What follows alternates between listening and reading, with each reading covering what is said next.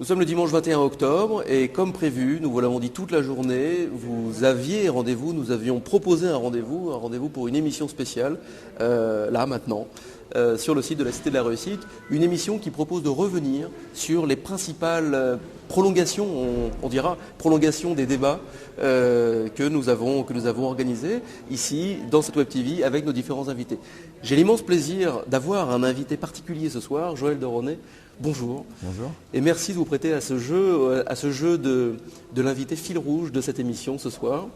Ma toute première question sera très simple. Qu'est-ce que vous inspire cette Cité de la Réussite ? Bon, d'abord, j'ai une chance extraordinaire, c'est que j'ai été invité depuis 14 ans. Donc je la connais depuis l'origine. Et ce qu'elle m'inspire, c'est le partage, le dialogue, l'intérêt des gens, l'intelligence, la construction du monde, l'action et la réflexion. La Cité de la Réussite, pour moi, c'est ce tandem que j'ai toujours essayé de faire aussi dans ma vie. C'est réfléchir, sur un plan philosophique même, et agir. Et qu'est-ce qu'on voit ? On voit que les invités qui sont là sont des industriels, des politiques, des professeurs, des écrivains, des musiciens. Et ils sont dans cette dialectique de la réflexion et de l'action. Donc ça m'inspire beaucoup et c'est pourquoi j'ai chaque année autant de plaisir à y venir. Et c'est notamment pour cette raison que vous vous êtes prêté volontiers au jeu de l'ambassadeur de la Cité oui. Dans cette émission. Vous connaissez particulièrement les organisateurs, Sylvain Kern, Jacques Hubrecht. Vous les avez vus venir. Est-ce que vous pouvez juste nous raconter votre toute première rencontre il y a pas mal d'années avec eux. Ils sont venus avec un projet.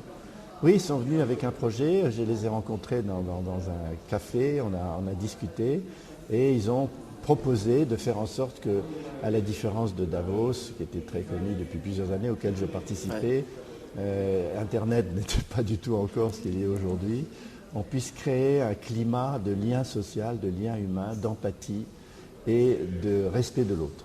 Et ça m'a tout de suite passionné, parce que la notion de respect de l'autre était en train de se perdre dans les sociétés dans lesquelles nous vivons. C'est le chacun pour soi et pas le chacun pour tous. Et donc leur projet m'a absolument passionné, je les ai aidés depuis le début. C'est un projet particulièrement innovant. Vous en parlez super bien d'ailleurs dans votre dernier livre Surfer la vie, de cette société du partage. Peut-être que les organisateurs, les fondateurs de cette cité avaient déjà cette idée de partage en tête depuis l'origine. Depuis toujours. Pourquoi ? Parce que leur caractère aussi va dans ce sens. Si je prends Sylvain Kern, bon, je ne veux pas faire trop de louanges parce qu'il est déjà tellement porté au nu par les qualités de la Cité de la Réussite et son succès que toute la presse reprend, c'est que c'est une personne comme Jacques qui savent écouter d'abord. Ce sont des gens qui ont une capacité d'écoute extraordinaire. En plus, ce sont des personnes qui ont une nature empathique. Ils se mettent à la place de l'autre pour comprendre leurs émotions et leurs sentiments. Ça, c'est fondamental, qu'on ne trouve pas tellement chez les chefs d'entreprise ou des responsables de grandes organisations de communication. Et puis, ils ont ce côté altruiste, de donner ce qu'ils savent faire pour aider les gens à donner aussi dans un échange. Et finalement, c'est un jeu à somme non nulle. Le jeu à somme nulle, c'est j'ai de l'argent, je vous le donne, je ne l'ai plus. J'ai de l'énergie, je vous la donne, je ne l'ai plus. Par contre, j'ai de l'information, je vous la donne, vous l'avez acquis et moi je l'ai toujours. Et donc, c'est un jeu à somme non nulle. Et eux, ils sont complètement dans cette logique-là. Du partage, de l'échange et de la fructification mutuelle de ce que les gens se disent et de ce que les gens apportent à la Cité de la Réussite. On sent que vous êtes vraiment un homme de médias, un homme fait pour les médias, parce que vous me faites mes transitions de manière admirable. J'allais justement parler des plus de 3000 tweets qui ont été émis durant cette cité. J'allais parler du hashtag CR12 dans les trending topics largement durant ces 3 jours. Il y a de plus en plus de tweetos un peu partout, de microblogueurs un petit peu partout. On n'arrive même plus à les reconnaître, tellement il y en a maintenant dans tous les amphis. Ils sont avec leur portable. D'ailleurs, est-ce que ça vous fait un effet perturbateur de vous adresser à des crânes plutôt qu'à des têtes qui vous regardent, mais maintenant à des crânes qui sont Non, absolument plongés ? pas. D'abord, je m'en sers beaucoup. Il y a par exemple des petites entreprises, je vais la citer comme Balloon, ou d'ailleurs ce que fait aussi Triple C, c'est d'envoyer en permanence des tweets qu'on voit apparaître sur un grand écran quand quelqu'un parle. J'ai fait une conférence à l'UNESCO devant 1500 personnes, et bien en bas de l'écran où on me voyait, il y avait ce que les gens pensaient de moi. Et moi, ce que je fais très souvent, devant ce type d'audience, je mets mon iPhone ouvert à @deronet, donc à Twitter, à ce qu'on dit connexion, et à ce moment-là, je vois défiler les commentaires des gens, ce qui me permet de me réorienter en temps réel, en quelque sorte. C'est une adaptation du surfeur, d'ailleurs, dont vous parlez encore. L'adaptation du surfeur, c'est la clé. Dans une situation de mobilité permanente, et le surfeur est un des seuls sports qu'il pratique sur une surface mouvante sous lui, quand on est en train de donner une conférence, on est dans le flux. les gens sont dans le flux de réception, moi je suis dans le flux d'émission. Et si les deux flux peuvent se coordonner l'un par rapport à l'autre, ce qui s'appelle un rapport de flux, moi je le vois sur mon iPhone. Et ça me permet, je vois quelquefois assez sympa ce qu'il dit le prof, mais on ne comprend rien. Par exemple. Et donc vous revenez sur le point. Je reviens un peu sur le terme précédent qui dans tout est. Je vous propose de regarder ensemble une petite vidéo d'une étude que le groupe Mazars a fait avec l'association Women Up autour de la génération Y et de la prise de conscience de la diversité et de la mixité par la génération Y. Juste après, vous retrouverez une petite interview de Muriel de Saint-Sauveur, directrice de la communication, du marketing et de la diversité au sein du groupe Mazars. Nous terminerons juste après également par une interview que nous avons fait hier de Marc Drilech, directeur général de Ionis Education Group, qui nous parle de cette jeunesse et avec des mots, vous allez voir, assez directs et assez francs. Et on se retrouve juste après.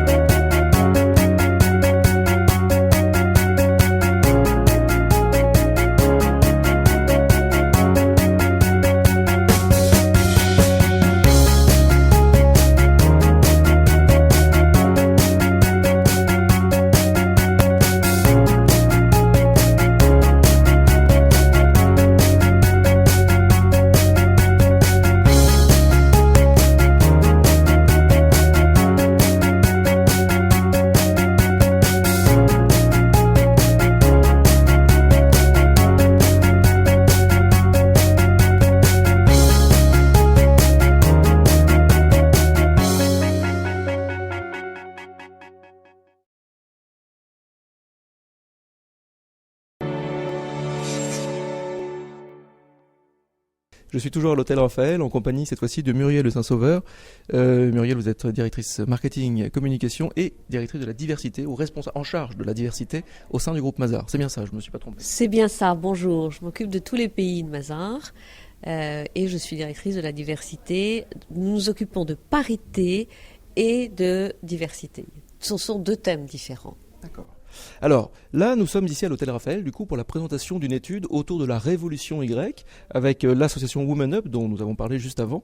Cette génération Y, on l'a dit, évidemment égoïste, ingérable, instable, dépourvue d'ambition. Qu'en est-il vraiment de cette génération Y ? Mais c'est pas du tout ça. Je crois que la génération Y, elle vit dans un monde qui est difficile, où elle s'est aperçue, contrairement à ses parents, que rien ne serait donné, ce qui n'était pas notre cas. Et donc, elle est pragmatique. Simplement, ce qu'elle veut, c'est qu'elle n'est pas prête à tout donner à l'entreprise ou à quiconque d'ailleurs. Elle veut un équilibre. Et c'est ce qui ressort de cette enquête. Ils veulent un équilibre dans leur vie privée et professionnelle. Ils veulent réussir leur vie et ils sont tout à fait prêts à travailler durement, mais pas n'importe comment et pas pour n'importe quoi. Cette nouvelle culture, cette génération a une vision assez particulière de la mixité. Est-ce que l'entreprise est prête à faire front, est prête à faire corps plutôt avec cette vision ? Alors je pense que c'est en marche. Je pense que c'est un sujet de société et qu'il faut que la société, les hommes et les femmes et les entreprises travaillent de concert pour faire évoluer le nombre de femmes dans le monde professionnel, faire évoluer les stéréotypes auprès des hommes et des femmes, parce que ça c'est un vrai problème mondial. Que vous le regardiez d'un côté justice sociale, nous sommes deux sexes dans le monde, nous devrions partager le monde, ou que vous le regardiez d'un sujet business, c'est plus intéressant dans une entreprise d'avoir une équipe mixte parce que vous êtes bien plus performant, eh bien la réponse est il faut travailler ensemble sur ce thème. Le groupe Mazars, ce sont plus de 13 000 collaborateurs à travers 70 pays, on va dire 70 pays, c'est beaucoup. Comment fait-on pour rassembler tout ce beau monde dans un projet commun et dans un projet commun qui intègre qui intègre les valeurs de mixité, les valeurs d'intégration de cette nouvelle génération? Comment fait-on? Alors il faut beaucoup parler parce que nous ne sommes pas dans un groupe où on va dire c'est comme ça, vous faites. Donc je suis plutôt moi dans un rôle d'animation et de conviction. Je suis passionnée par le sujet, ça aide. J'y crois et donc on a une stratégie globale, on a des guides pour donner des idées et ensuite on travaille avec chaque pays pour comprendre dans ce pays quelle est la culture et la problématique. Vous n'aurez pas la même situation en Inde que vous aurez en Brésil ou en France. Donc c'est du cas par cas. Et c'est de la conviction. C'est pour ça qu'on fait beaucoup de choses chez Mazars. J'ai fait un livre, on fait des actions, on fait des manifestations sur le thème. Il faut qu'on en parle. Et c'est ce que disent les jeunes dans l'enquête que nous venons de sortir. C'est que c'est un challenge pour l'entreprise, la parité. Mais pour eux, la première action à mener, c'est de la communication interne, de l'information. Et c'est ça ce que nous faisons.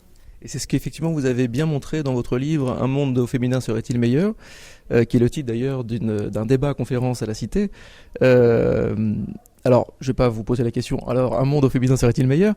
Mais on a l'impression que là, vous posez un constat qui préfigure justement cette étude internationale autour de cette génération.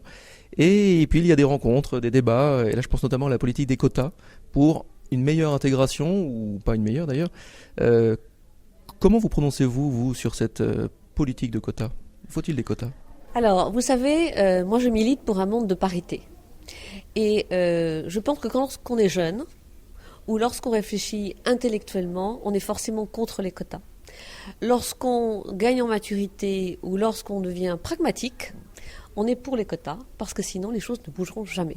Donc les quotas... les gens disaient avant, mais il n'y a pas suffisamment de femmes pour être nommées dans les conseils d'administration. Tout d'un coup, la loi se prépare en France et tout d'un coup, on trouve des femmes. Donc, elles n'étaient pas inconnues ou inexistantes. Elles sont là.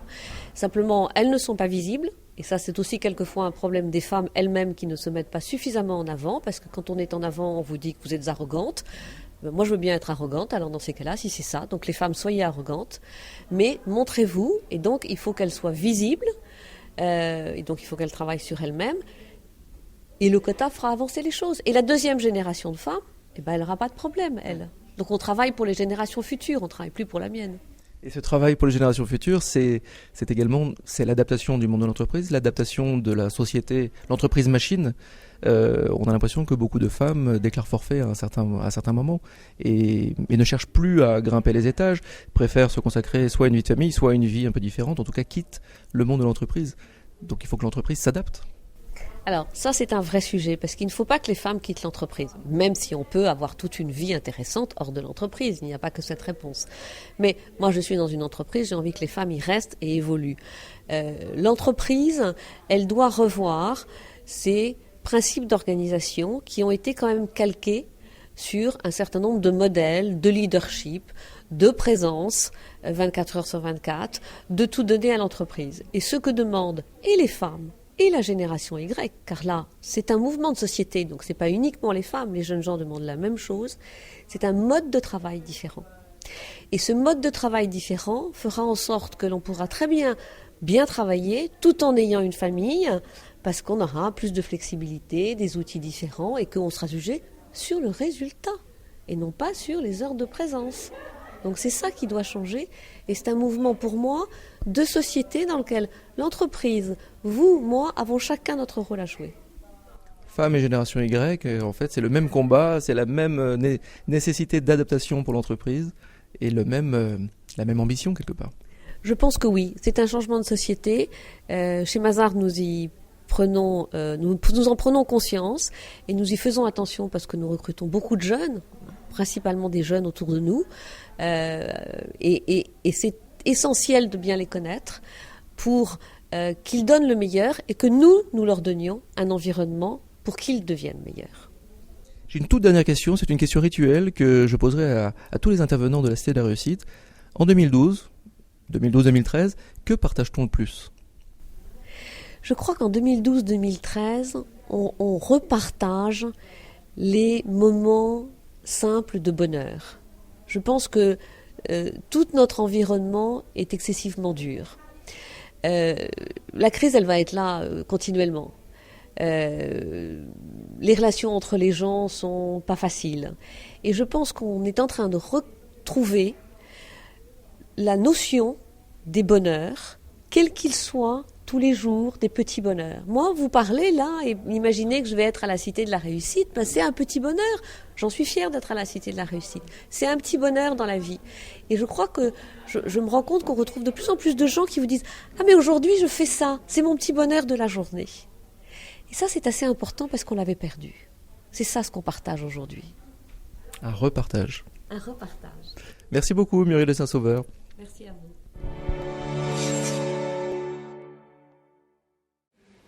Je suis donc dans le salon Bourjac, en marge de la Cité de la Réussite, avec Marc Drilech. Marc Drilech, bonjour. Bonjour. Vous êtes directeur général de Ionis Education Group. Exactement. Alors ma toute première question sera autour de cette cité, justement, cité que vous connaissez particulièrement bien. Qu'est-ce qu'elle évoque pour vous, cette Cité de la Réussite ? Elle évoque le fait qu'au fond, c'est bien de se poser les bonnes questions, c'est bien d'essayer de trouver les bonnes solutions, c'est bien de pouvoir débattre de manière non médiatique, sans la dictature de l'instant et la dictature des émotions. Et c'est surtout bien de voir que la confrontation peut être utile et pas simplement des rassemblements de béni oui-oui où tout le monde est content d'entendre ce qu'eux-mêmes ont envie de dire. Je trouve que ce qui est bien, c'est la surprise, c'est la contradiction même, c'est le droit même à l'erreur ou à l'ânerie. Ouais. Voilà, et c'est ça pour moi la cité. Et vous intervenez dans un débat, le citoyen et le politique, quels avenirs, quels enjeux ? Ouais. Est-ce qu'on sent une vraie rupture entre le citoyen et le politique ? Ou est-ce que finalement ce n'est pas une rupture dramatique ? Est-ce qu'il y a un divorce entre le citoyen et le politique ? Je déteste cette question. Ouais. Parce que le citoyen, lui, il n'a pas de problème, c'est le politique qu'on a aujourd'hui. Le citoyen, il vote. Il y a combien ? On a vu les dernières élections. Le citoyen, il paye ses impôts. Le citoyen, on lui dit qu'on va augmenter la TVA, qu'on va augmenter la CSG, il ne se révolte pas. De temps à autre, il a des crises d'acné. Le problème, ce n'est pas le citoyen, le problème, c'est le politique. Le problème de ce pays en particulier, parce qu'on a un politique qui est particulièrement conformiste, qui vient d'une caste, qui est construit sur un modèle qui est le même.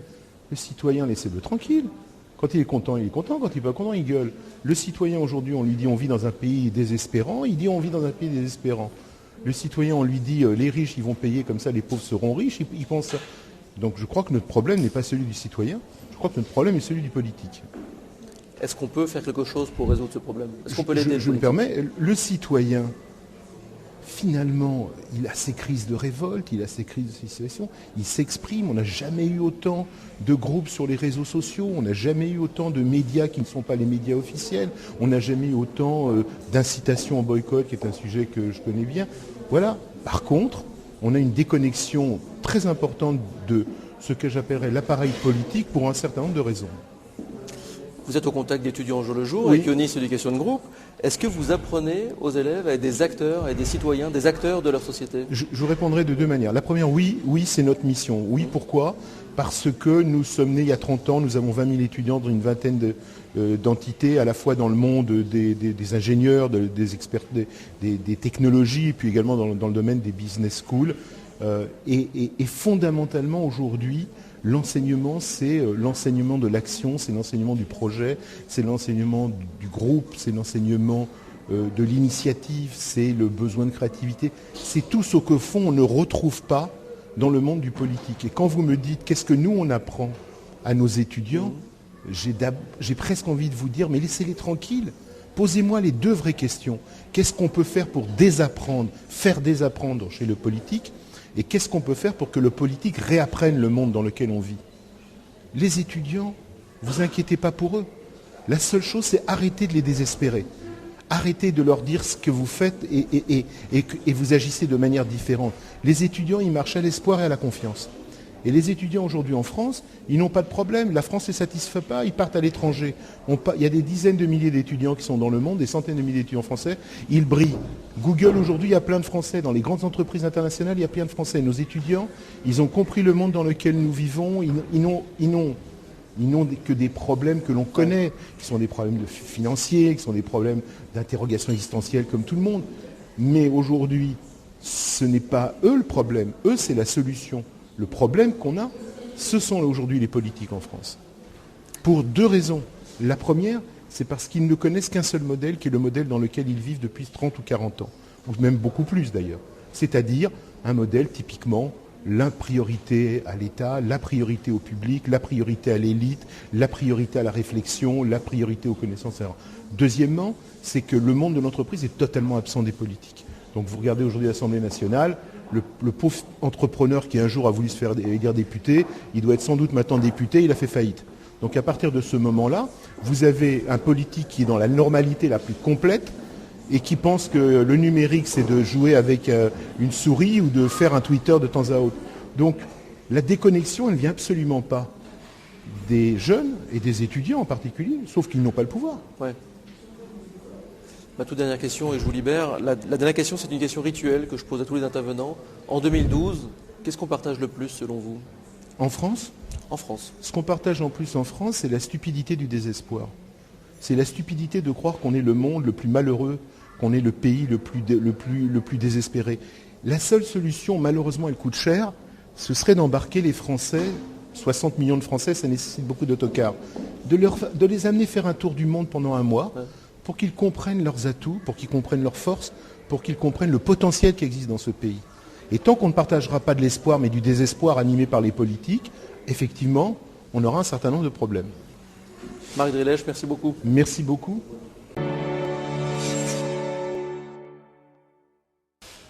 Laisser les jeunes tranquilles, voilà en gros ce qu'on peut retenir de cette intervention avec Marc Drilech, j'ai l'impression. Toujours donc en plateau avec Joël de René. Joël, qu'est-ce que ça vous évoque, vous, cette fameuse génération Y dont on nous parle, et sans forcément savoir vraiment ce que c'est d'ailleurs? Bon, d'abord, un commentaire sur laisser ces jeunes tranquilles. Je pense qu'il faut faire un peu plus que ça.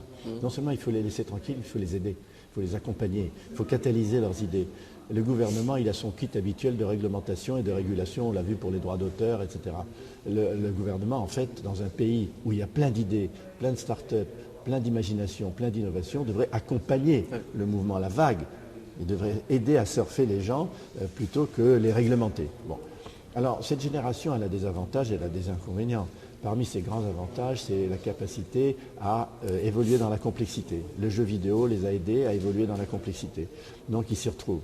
Et ils ont l'habitude de comparer. Ils lisent la presse avec Twitter, avec plusieurs 140 caractères, et puis ça envoie à plein de journaux. Ils comparent entre eux. Ensuite, sur les réseaux sociaux, ils disent qu'est-ce que tu en penses. Donc, il y a un côté de partage qui permet de lire l'information de manière différente. Nos parents, nos grands-parents, ils avaient leur journal quotidien, leur émission de télévision, ils étaient devant, ils avaient qu'une vision monodimensionnelle. Donc l'avantage de cette génération, c'est une vision multidimensionnelle du monde, dans laquelle on peut inclure la solidarité et l'environnement, aussi, auxquels ils sont très sensibles. C'est une prise de conscience globale de son C'est une environnement. prise de conscience globale, ils ont une vision systémique de l'environnement, ils ont une vision systémique de la relation avec les autres, ils ont une vision extrêmement intéressée de la relation à l'autre, ce que les autres peuvent leur apporter. Il y a un côté un peu égocentrique, comme sur Facebook, moi, ma maison, mon scooter, mes vacances. Mais l'avantage, c'est le multitasking, la capacité de faire plusieurs choses en même temps, d'une manière réellement consciente. Ce sont des mutants. J'ai un mot qui fait rire, mais je fais exprès de le dire. Ce sont des mutants hybrides, bionumériques, géolocalisés. Les mutants hybrides, bionumériques, géolocalisés. Ça veut dire qu'ils ne sont plus pareils. Michel Serres l'a très bien compris avec la petite poussette. Ils sont dans un autre monde. Ils sont dans un monde différent. Et il faut que nous comprenions ce paradigme, qui est le paradigme de la civilisation du numérique et de la culture du numérique. Donc ils ont cette culture du numérique. Ils peuvent beaucoup aider les générations plus âgées à comprendre la transversalité des usages, des apps, des logiciels, d'Internet et d'un ordinateur en même temps, alors que les plus âgés ont une vision très verticale de leur utilisation. Mais ils ont des inconvénients. Les inconvénients, c'est court terme. Ils sont trop court-termistes. Et ils ont du mal à penser 3 ans, 4 ans, 5 ans, 10 ans avant. Ils voient la semaine d'après, le mois d'après. Ça je le regrette et je leur reproche quand je les vois. Et quand je leur explique qu'il faut avoir une vision prospective, finalement, ils me comprennent. je pense aussi qu'il y a le côté de la gratification instantanée, qu'on appelle aux États-Unis instant gratification, IG. Je clique, j'ai le résultat. J'envoie un tweet, j'ai le résultat. Il s'envoie en moyenne 80 tweets par jour, en moyenne. Donc c'est une sorte de bourse ou de l'amour, tu m'aimes pas, et avec plusieurs personnes en même temps. Et ça, c'est quelque chose qui détourne de ces buts, me semble-t-il, de la dynamique de son équilibre personnel. Et je crois qu'une des grandes qualités de la vie, c'est d'être capable de corriger les déséquilibres. Mais pour ça, il faut en être conscient. Et pour être conscient de ces déséquilibres, il faut avoir une vision dynamique de son équilibre, comme le surfeur, encore une fois. Le surfeur, il n'est pas en équilibre, il est constamment en déséquilibre sur sa planche. On dit, regardez, il est en équilibre, pas du tout. Mais la vie est un déséquilibre permanent. Mais la vie est un déséquilibre permanent. Et la vie, c'est une oscillation de correction d'écart à l'équilibre. Encore faut-il avoir un équilibre dynamique, pas un équilibre statique, donc un cap. Et ça, je regrette que très souvent, ils ne l'ont pas. Mais est-ce qu'il n'y a pas une espèce de schizophrénie de la jeunesse, justement, aujourd'hui, entre ce que l'on est ou ce que l'on veut être, ce que l'on représente, en tout cas, grâce aux réseaux sociaux et grâce à son image numérique, et puis ce que l'on est de manière très intime, mais qu'on oublie ou qu'on ne montre plus? Je ne pense pas que le mot est un peu fort, schizophrénie. Je dirais une frustration. Cette frustration, elle est très forte dans une société de l'égoïsme dans laquelle nous vivons, une société du rapport de force, une société pyramidale, du top-down. Ça, ils sont extrêmement frustrés parce qu'ils viennent d'un monde virtuel où parfois ils sont même un peu des zombies virtuels, ils sont parfois des avatars. Et tout d'un coup, ils se trouvent confrontés à la réalité d'un monde avec des rapports de force très puissants et ils ont un choc et une frustration. Quand ils rentrent dans l'entreprise, et pourquoi je parle beaucoup aux chefs d'entreprise, de préparer l'entreprise pour la génération Y, sinon ils ont un véritable choc culturel. Mais par contre, on peut énormément bénéficier de leur culture numérique en les aidant à mieux comprendre l'entreprise. Parce qu'ils ont passé des diplômes peut-être, mais ces diplômes, c'est pour faire de l'économie, pour faire de la physique, pour être ingénieur, mais on ne leur apprend pas l'entreprise. Or, l'entreprise, c'est un écosystème extrêmement particulier. On leur apprend mal. Mais on leur apprend mal l'entreprise, les rapports entre les gens, la hiérarchie, alors que leur écosystème à eux est complètement différent. C'est un écosystème du partage, de la transversalité, de l'entraide. Et l'entreprise n'est pas ça.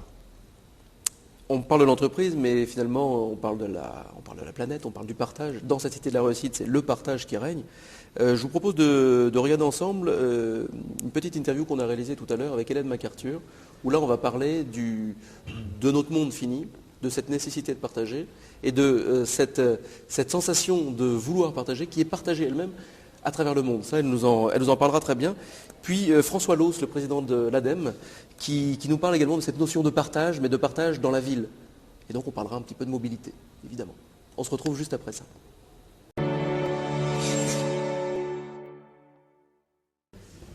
Nous sommes dimanche et nous sommes toujours dans le salon Bourjac. Entre-temps, nous avons dormi quand même depuis vendredi. Vendredi, samedi, dimanche, 3 jours de Cité de la Réussite, toujours en marge de tous ces débats et conférences à la Cité de la Réussite, ici à la Sorbonne. Et j'ai le plaisir d'être avec Ellen MacArthur. Bonjour madame. Bonjour. Vous êtes présidente de la Fondation MacArthur, ou Fondation Ellen MacArthur d'ailleurs. Est-ce que vous pouvez nous dire pourquoi vous avez créé cette fondation et quel est son rôle? Tout d'abord, je ne pensais jamais d'arrêter la voile. Je faisais ça depuis, j'avais l'âge de 17 ans, depuis l'âge de 4 ans, j'ai rêvé de faire des tours du monde. Mais à travers la voile, je réalisais en fait qu'est-ce que c'est la vraie définition du mot fini. Ouais. Parce que quand on part pour un tour du monde, on part pour 3 mois et demi, et tout ce qu'on a sur le bateau, c'est tout ce qu'on a. Et on réalise à 2500 000 de la ville la plus proche, dans les mers du Sud, qu'est-ce que c'est d'avoir la ressource finie. Et après ça, je ne pouvais pas arrêter dans ma tête cette histoire que les ressources sur un bateau, c'est exactement comme nous, on a dans notre monde. Les ressources sont limitées. On n'a qu'un montant limité de ressources. Donc, comment on utilise ces ressources? Et la Fondation a devenu vraiment, au bout de 4 ans de recherche, avec les PDG, les scientifiques, les experts, 4 ans de recherche, donc comment on utilise les ressources et comment on peut utiliser les ressources différemment. Et comment on les partage également, puisque nous sommes dans un monde fini. Donc là, on est bien acculé, obligé de partager le monde maintenant. Et vous, en tant que navigatrice, finalement, c'est comme si vous continuiez à être en mer là en ce moment. Un peu, avec le départ du Vendée Globe qui arrive, c'est pas tout à fait le cas, parce que c'est encore dur de ne pas être en mer, parce que j'avais aucune envie d'arrêter. Mais j'ai réalisé que avec tout ce que je faisais, j'avais un peu de connaissances, donc je pouvais bouger les choses. Donc j'ai créé la fondation et à la base de la fondation, c'est le partage. Parce que le partage, c'est essentiel. Nous, on travaille dans l'éducation, on travaille avec le monde de business. Ouais. Dans les deux mondes, le partage, c'est essentiel. Parce que là, on vit dans un monde où vraiment on peut partager quelque chose partout dans le monde dans quelques secondes. Donc vraiment, c'est essentiel de repenser l'avenir comme on fait à la Fondation. Et est-ce que vous sentez, vous qui voyagez beaucoup, est-ce que vous sentez vraiment cette envie de partager justement à travers le monde? Est-ce que les autres pays ont également cette envie de partager? Je crois qu'à l'instant dans notre économie, on a plusieurs challenges. On a vu pendant 100 ans les prix des matériaux diminuer. Ouais. Et puis en 2002, il a monté très très vite. On voit qu'en Europe, on a une crise économique, on voit qu'on cherche du croissance, on voit qu'en fait, les problèmes qu'on a dans une pays sont très similaires dans les autres. Donc moi, qu'est-ce que moi j'ai senti? C'est vraiment un moment où il faut partager des idées, des concepts, les matériaux, parce que Ouais. les matériaux sont quand même limités. Si jamais il avait besoin de partage, surtout avec 3 milliards de nouveaux consommateurs par 2050, Ouais. pardon, il y a vraiment, vraiment un besoin de partage des idées, des flux de matériaux et puis de connaissances. Et le rôle de la Fondation, on en revient évidemment au partage, c'est de propager l'idée, de communiquer l'idée d'économie circulaire. Est-ce que vous pouvez nous en parler un petit peu de cette économie circulaire? L'économie circulaire est devenue le fait qu'à l'instant, on vit dans une économie linéaire. Ouais. On peut dire qu'on prend les ressources de la terre, on fait construire quelque chose, une chaise, une voiture, un stylo. À la fin, on les jette. Et on traite le problème à la fin. On essaie de reprendre certains matériels à la fin. Dans une économie circulaire, c'est une économie quand tu dessines les produits, les matériaux, les choses sont conçues pour être déconstruites. De la conception de quelque chose, c'est conçu pour reprendre le matériau, c'est conçu pour être retravaillé, pour être remanufacturé, pour être refait, et tu peux reprendre le matériau s'il faut pour refaire quelque chose de nouveau. À l'instant, c'est très très rarement le cas. Et avec ça, on change des business models. Donc on trouve qu'on ne rachète pas en voiture, mais on paye pour la performance de la mobilité. Donc tout change parce qu'à la maison, on ne veut pas qu'on ait propriété d'une machine à laver parce que quand ça casse, on ne veut pas dégarder tout le matériel pour nous. En fait, on veut juste l'utilisation de la machine. Et les études que nous, on a fait à la Fondation avec nos partenaires fondateurs et puis McKinsey, le grand consultant, ont trouvé que pour l'Europe, il y avait un avantage économique de 480 milliards d'euros juste en regardant 47,8% d'économie, en D'accord. pensant de ce système différent. Donc il y a une vraie opportunité pour la croissance avec une façon de découper les matières premières de notre économie. Donc cette économie circulaire peut aider à relancer, à changer le monde en quelque sorte. Nous, on voit que l'économie circulaire, comme on a vu dans le rapport économique qu'on vient de faire, on a vu qu'il y a une opportunité pour la croissance qui découpe les ressources primaires d'économie. On a vu que ça marche pour le business, on a vu que ça marche pour les économies locaux comme en France ou aussi en Europe. De proximité. Et il y a aussi, à travers le modèle, une très très grande opportunité pour les pays en train de développer. Parce qu'eux, ils ont l'opportunité de sauter au-dessus de notre économie linéaire et va aller directement dans une économie circulaire. D'accord. Cette idée de la réussite où vous êtes aujourd'hui à la Sorbonne, qu'est-ce que ça vous inspire, cette idée de partager des débats, de réfléchir? Moi, j'adore l'idée de partage, mais qu'est-ce que j'adore aussi, c'est d'être là, quoi. Parce que d'avoir la possibilité d'entendre des idées du genre dans cette façon de partage. Parce que ce n'est pas une présentation de quelqu'un pendant une heure sur leurs idées. En fait, c'est un débat, c'est le partage. Et chaque fois, on a un débat, chaque fois, on partage, on apprend, même nous, on apprend énormément. Moi, je ne serai jamais un expert dans ce domaine. Chaque fois, j'entends une discussion, parce que l'économie circulaire, c'est énorme. J'apprends les choses qui peuvent aider la Fondation. J'insiste d'ailleurs pour juste dire que Hélène MacArthur était aussi là hier, elle intervient seulement aujourd'hui, mais vous étiez là aussi hier pour vous imprégner, pour travailler également et pour faire des rencontres, mais c'est pas juste venir à une conférence et repartir après. C'est important pour vous. Je trouve que moi, je suis quelqu'un qui adore apprendre. Depuis que j'étais toute petite, j'adorais apprendre. Et surtout dans ce domaine, moi j'étais navigatrice jusqu'il y a 6 ans et là j'ai fait quelque chose de complètement différent dans certaines façons. Je parle de l'économie, je parle de business, en fait je ne venais pas de ce monde et j'étais ni à l'université. Donc d'avoir les opportunités d'apprendre pour aider tout ce que nous on fait à la Fondation, pour avoir la raconte même, parce que cet événement c'est vraiment l'esprit ouvert, moi je trouve ça vraiment génial. Toute dernière question, c'est une question rituelle que je pose à tous les invités de cette Web TV de la Cité de la Réussite. En 2012, selon vous, qu'est-ce qu'on partage le plus? À l'instant. Qu'est-ce qu'on partage À l'instant, maintenant? en 2012 maintenant, en France ou dans le monde d'ailleurs, qu'est-ce qu'on partage le plus? Je crois on partage. Je crois qu'on partage le plus l'information. Ouais. Parce que ça peut être l'information sur le fait que je suis heureux, ça peut être l'information sur le fait que je suis pas heureux, par exemple avec Twitter, ça peut être les journaux sur l'Internet, ça peut être le Web TV, ça peut être plein de choses. Mais beaucoup, là maintenant, on a la possibilité de partager plus d'informations que depuis jamais dans l'histoire de l'humanité. Donc je crois que ça c'est quelque chose de partagé. Donc ça peut être une histoire entre une famille de bonheur ou ça peut être la presse financière. Mais on peut partager l'information. Ellen MacArthur, thank you so much. Thank you very much.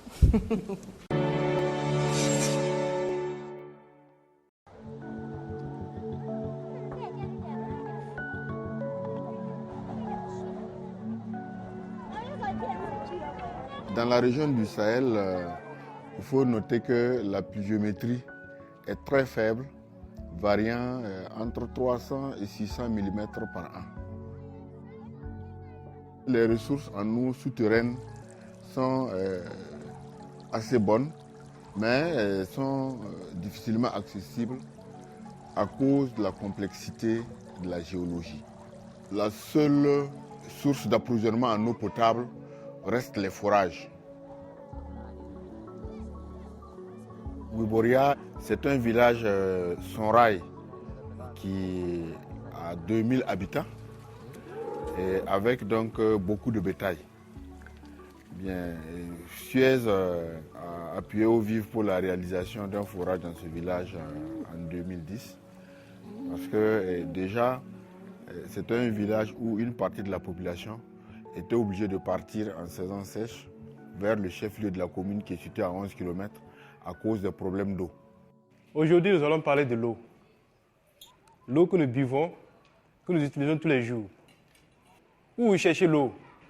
Quand on dit là où il cherche l'eau? Pour venir à la maison, pour boire, pour se laver. Dans les pompes ou des puits. Ou dans les puits. Et des marigots. Et des marigots. Alors, pourquoi l'eau de la pompe est bonne par rapport à l'eau des puits? Parce que ça ne contient pas des maladies. Ça ne contient pas de maladies, oui. L'eau de la pluie contient des maladies. L'eau des puits Contient des maladies. et l'eau des puits contient des maladies. L'eau de pompe là est meilleure. Elle ne contient pas de microbes par rapport à l'eau des puits, à l'eau des marigots. Alors par rapport à avant où on n'avait pas la chance d'avoir une pompe et il faut partir en brousse et risquer, parce qu'il risque. Si ce n'est pas un bon organisme, l'eau que tu vas boire là, si ça contient des microbes, vous voyez, tu vas encore enlever de l'argent pour te soigner. Donc la pompe a réduit et les distances et aussi ça fait qu'on ne souffre plus de maladies d'eau sale et vous ne marchez plus. Et vous avez l'eau à tout moment parce que la distance est petite.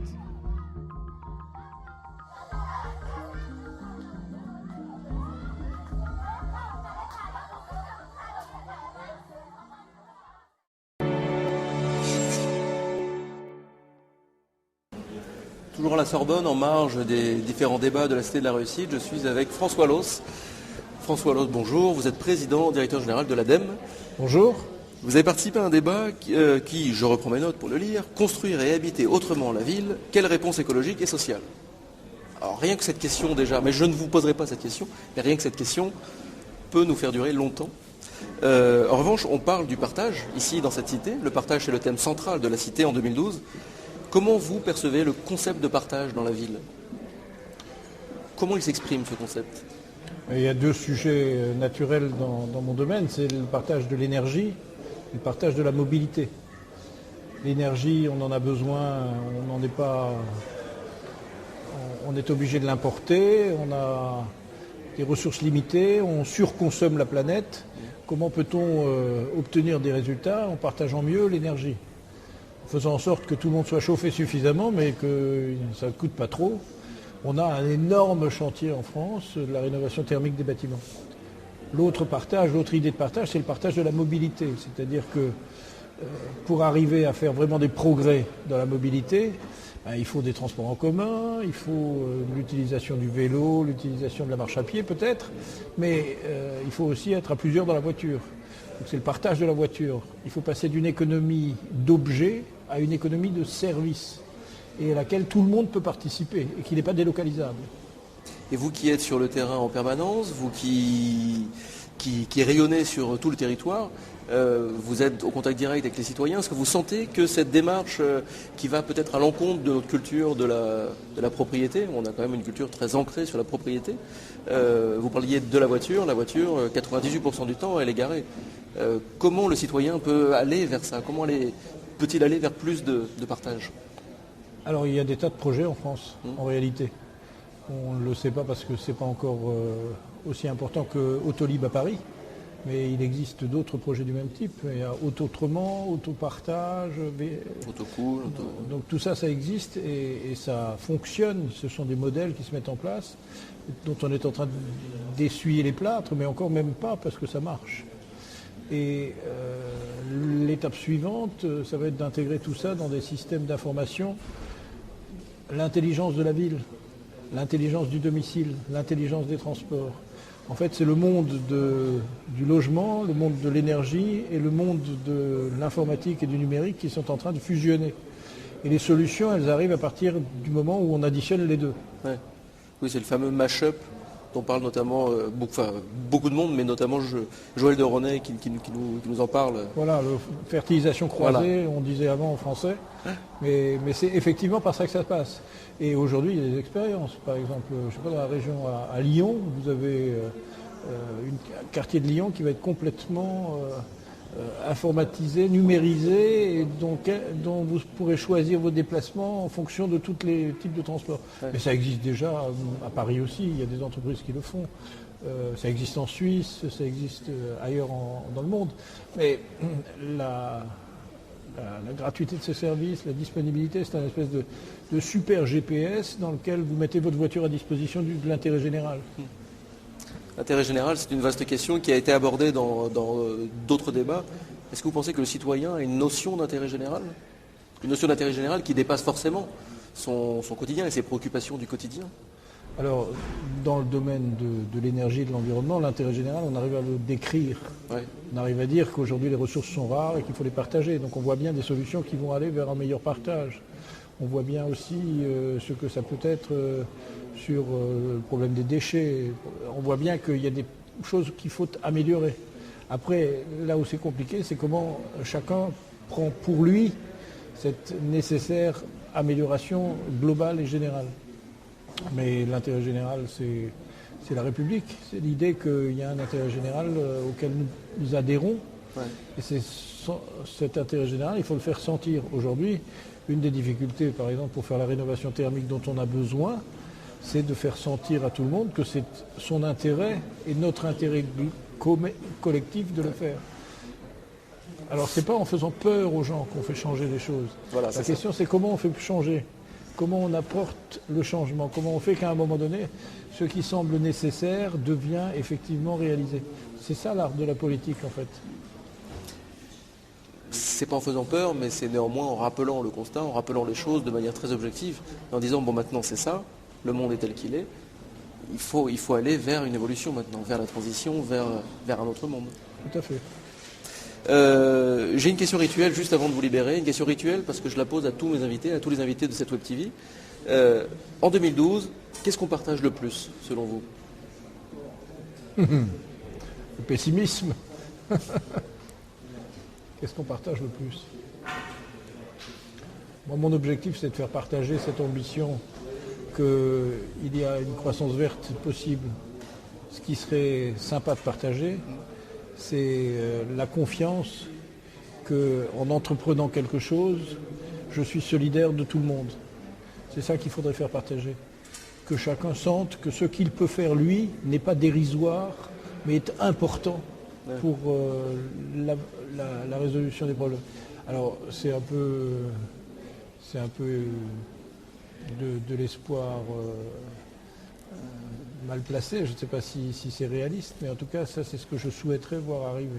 En même temps vous le vivez avec l'ADEME, vous vivez une vraie réalité, une réalité du petit pas qui fait un grand pas. Il y a des petits pas et il y a beaucoup de gens qui sont disposés à faire des grands pas.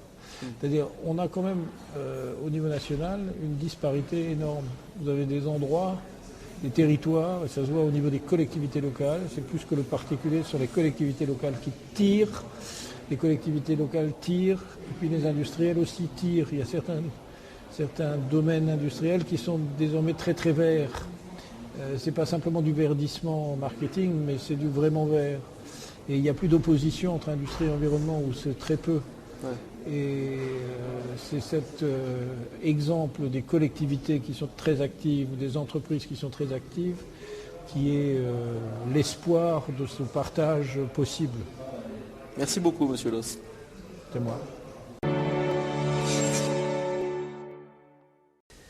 De retour sur ce plateau, dans la salle Bourjac, toujours en compagnie de Joël de René. Merci encore de vous prêter au jeu, d'être notre invité fil rouge pour cette émission. Donc on l'a vu, le partage, il faut partager la ville, il faut partager la planète, et tout part de ce constat que notre monde est fini. Les ressources de notre monde sont terminées.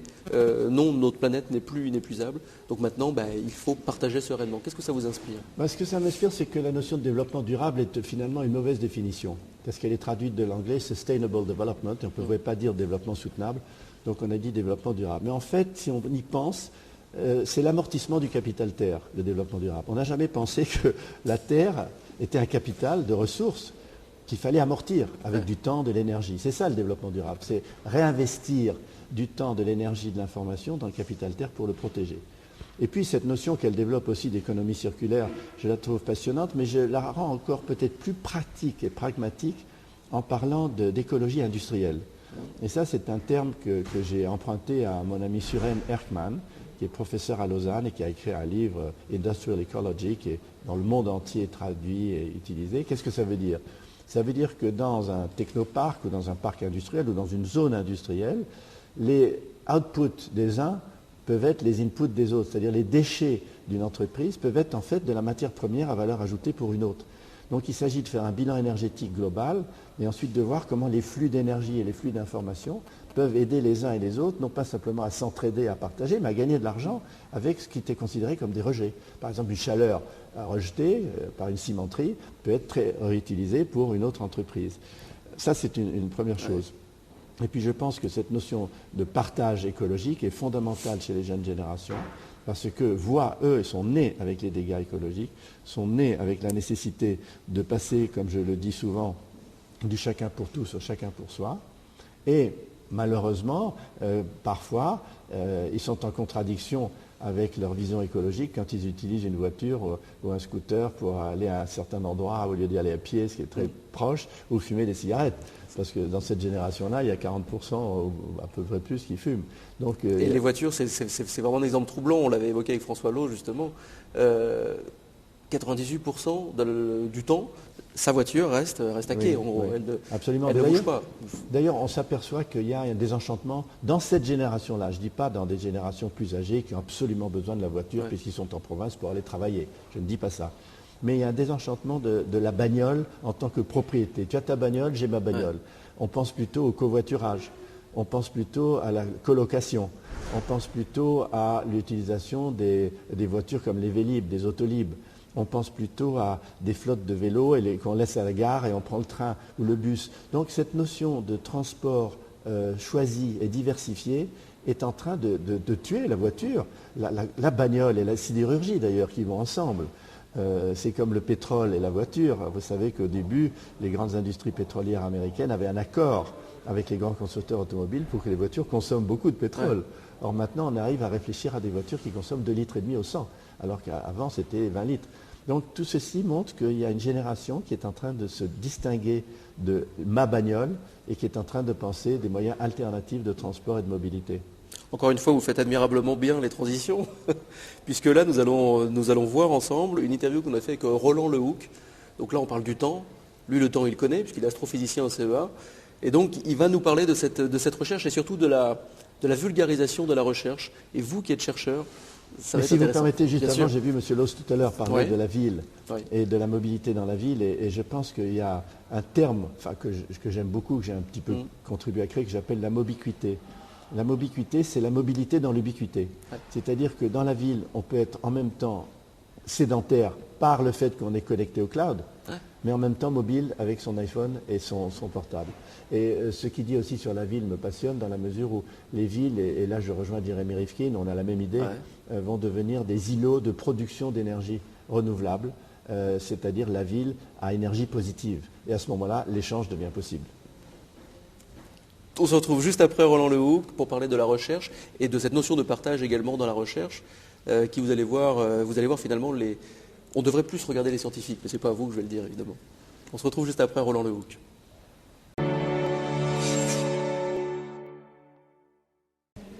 Je suis avec Roland Lehoucq, astrophysicien au CEA.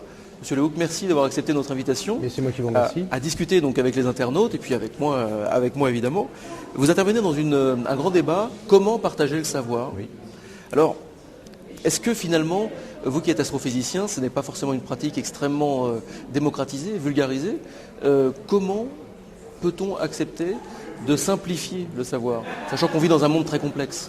Alors c'est évidemment la difficulté de la vulgarisation scientifique, c'est d'essayer de simplifier et surtout de hiérarchiser les connaissances de sorte à décider finalement quelles sont celles qui méritent d'être d'abord énoncées en premier, puis les suivantes, les premières étant censées être les plus simples, les briques de base pour comprendre ensuite les suivantes. Donc c'est certain que la tâche du vulgarisateur scientifique est assez, disons, difficile. Il consiste essentiellement à se couper les bras et les jambes et avec ce qui reste, essayer de faire un personnage qui tient la route, si j'ose dire, tout en gardant sens, tout en simplifiant sans être simpliste et tout en gardant un sens à ce qui est raconté. Comment la vulgarisation scientifique est perçue par la communauté? Elle est perçue de façon très positive. Enfin, beaucoup de scientifiques font de la vulgarisation à différents niveaux. Certains le font, disons, un peu aléatoirement, au fil de ce qui se produit devant eux. D'autres le font de manière plus cohérente, en ce sens qu'ils le font plus régulièrement, en étant d'une certaine façon aussi plus sollicités, plus par goût. Donc ça dépend vraiment de la personne qui parlera. Néanmoins, les scientifiques en général considèrent la vulgarisation scientifique comme quelque chose d'utile, même si chacun ne considère pas que c'est quelque chose qu'ils pratiquent avec bonheur ou avec plaisir. Grand débat en ce moment actuellement, notamment sur Internet évidemment. Est-ce qu'on peut protéger, est-ce qu'on doit protéger le savoir? Alors par protéger, vous entendez verrouiller parfois? Verrouiller, alors évidemment comme moi pas du tout. En science, le savoir précisément n'est absolument pas verrouillé. Les scientifiques partagent leur savoir et surtout partagent leur méthode de travail, partagent leurs idées depuis bien longtemps, même si bien sûr il y a une compétition aussi en sciences. Néanmoins, dans l'idée même de groupes scientifiques, d'équipes scientifiques et maintenant d'équipes internationales pour construire des grands instruments ou pour simplement élaborer, disons, des théories ou pour analyser des grands corpus de données, ce partage méthodologique, ce partage intellectuel fait vivre la science depuis des années. Donc pour les scientifiques, le partage du savoir, l'idée que le savoir pourrait être verrouillé et n'appartenir qu'à certains est absolument contradictoire avec leur pratique. Et l'astrophysique, c'est une matière que l'on connaît peu, finalement, que l'on enseigne probablement... Elle s'enseigne assez peu, l'astrophysique. L'astronomie s'enseigne aussi assez peu. Et pourtant, c'est parmi les disciplines scientifiques l'une de celles qui a le plus de succès auprès du grand public. Oui, grand succès à mon sens, parce qu'elle parle de deux grands problèmes auxquels l'humain se confronte tout le temps, qui est le début de l'univers, le début de la Terre, le début des galaxies, des étoiles, et puis la mort, la fin des étoiles, la fin de l'univers, la fin de la Terre. Et évidemment, en arrière-plan, le début et la fin de l'homme et de moi-même en tant qu'humain. Donc l'astrophysique pose ces grandes questions et en même temps l'astrophysique trace un lien très intime et tout à fait spectaculaire d'une certaine façon, qui a été mis au point, découvert, élaboré pendant le XXe siècle entre la matière qui nous constitue, les atomes qui nous constituent et les étoiles, et particulièrement les étoiles qui explosent, au sein duquel se sont formés ces atomes.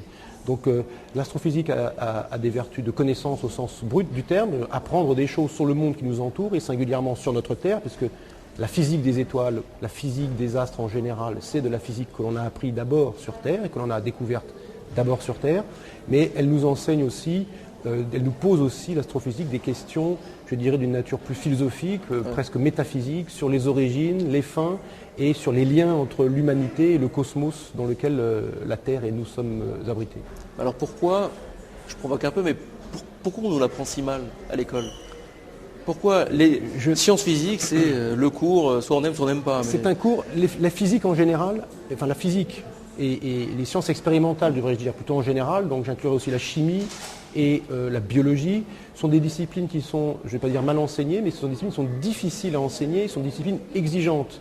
Elles sont exigeantes parce que pour établir quelque chose qu'on appellerait entre guillemets une vérité scientifique, un fait scientifique, quelque chose que tout le monde s'accordera à dire qu'il fait partie de notre réalité physique, ça prend du temps et il faut être extrêmement exigeant intellectuellement. Et ça s'apprend évidemment, ça s'apprend difficilement parce que c'est un effort, mais ça s'apprend tout aussi difficilement que d'être un grand champion, que d'être un grand mathématicien ou que d'être un bon écrivain ou quelqu'un qui est capable de manipuler les idées avec brio. Toutes ces choses s'apprennent, singulièrement en physique évidemment. Elles sont difficiles parce elles ne sont pas évidentes, ça n'a pas émergé d'un coup dans l'humanité et elles nécessitent du travail. Ce qui fait qu'effectivement, ça peut passer comme un peu rébarbatif par certains côtés, mais je pense pas plus que de devenir un grand champion de course à pied ou un grand peintre. Chaque chose, pour être excellent dans son domaine ou pour être juste bon déjà, demande beaucoup de travail. Les sciences physiques, ça demande un travail qui est à la fois intellectuel et un travail manuel d'une façon, puisqu'il y a aussi cet aspect expérimental qui est très important. Une certaine exigence, vous l'avez dit, ça passe forcément par l'admission de la complexité de notre monde. Oui, il faut réaliser que notre monde est complexe, qu'on ne peut pas se satisfaire d'une explication simple. Peut-être qu'elle est finalement simple, mais en première intention, on ne peut pas se satisfaire d'une explication simple et l'on doit mener de nombreuses investigations, tant intellectuelles que pratiques, expérimentales, pour aboutir à une conclusion qui fait sens et une conclusion qui fait consensus parmi les scientifiques. C'est ça, d'une certaine façon, la vérité scientifique, si on peut appeler ça vérité. C'est quelque chose qui fait consensus pour dire oui, cette chose est avérée et semble se reproduire dans des conditions contrôlées, etc. La science, la physique en général, mais les sciences en général, ne disent pas ce qui est vrai, bien sûr, elles disent ce qui est faux. Elles disent des choses qu'on ne peut plus croire. Il est faux de croire à la théorie, si j'ose dire, des 5 éléments d'Aristote. Voilà, ça c'est faux. Et point. Il y a des preuves expérimentales contre ça.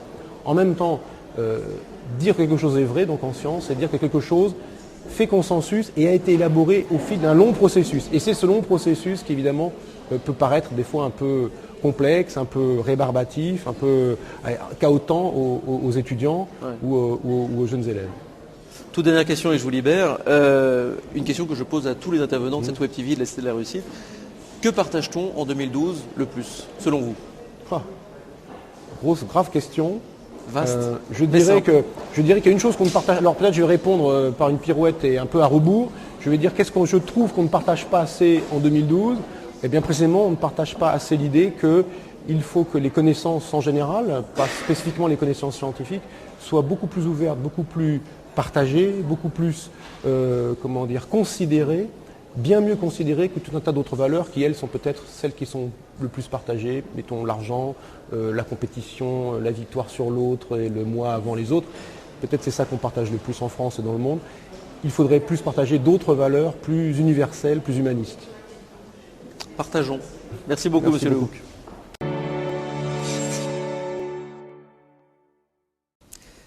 Alors Joël, on se retrouve sur ce plateau, ici en salle Bourjac, toujours à la Sorbonne.